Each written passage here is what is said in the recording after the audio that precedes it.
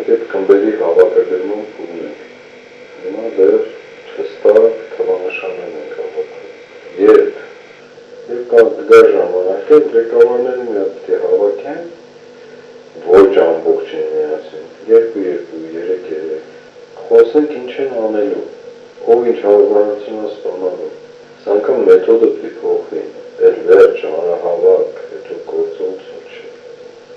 Այս պետք է լինի գործողություն ու ճնշում։ Այս ընթացքում տարբեր խմբեր են, տարբեր մարդիկ են, լրիվ անկախ մարդիկ են, նախկին զինվորականներ կան, ոստիկաններ կան, երիտասարդներ